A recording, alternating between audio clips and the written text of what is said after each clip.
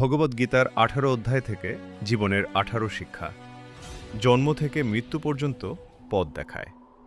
অধ্যায় ১। অর্জুন বিষাদ যোগ। জীবনের যুদ্ধে ভয় আসতেই পারে, কিন্তু ভয় থেকে পালালে সত্য কখনো দেখা যায় না। অধ্যায় ২। সাংখ্যযোগ। আত্মা অমর, দেহ যাবে, কিন্তু সত্যিকার তুমি কখনো নষ্ট হবে না। অধ্যায় ৩। কর্মযোগ। করো কর্তব্য, ফলের চিন্তা না করে, ফল আসবে নিজের সময়ই।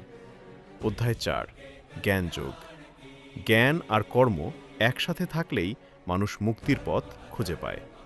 অধ্যায় ৫। কর্ম সন্ন্যাস যোগ।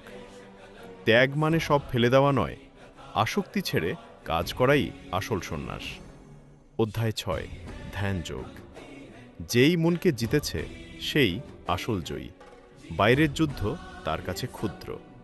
অধ্যায় ৭। ধ্যান যোগ। আমাকে জানতে হলে বই নয়, ভক্তির চোখ দিয়েই দেখতে হবে। অধ্যায় ৮। অক্ষর ব্রহ্মযোগ। মৃত্যুর মুহূর্তে যার মনে ঈশ্বর থাকেন তার জীবন বৃথা যায় না। অধ্যায় ৯। রাজবিদ্যা রাজগুচ্ছ যোগ।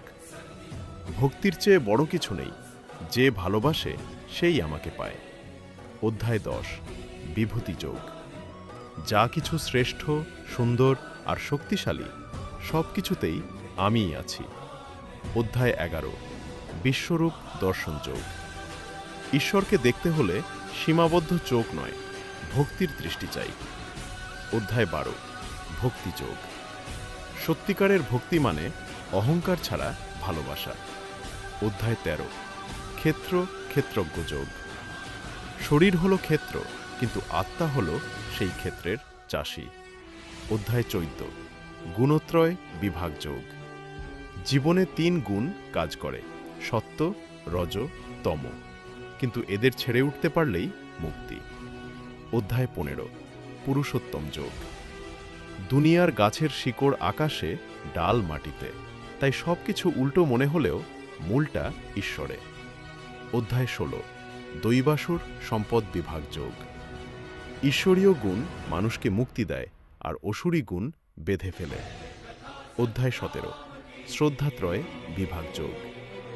যেমন শ্রদ্ধা তেমন মানুষ, যার ভক্তি যেমন জীবনও তেমন। অধ্যায় ১৮। মোক্ষ সন্ন্যাস যোগ। সব কাজ আমাকে সমর্পণ করো, আমি মুক্তির পথ দেখাব।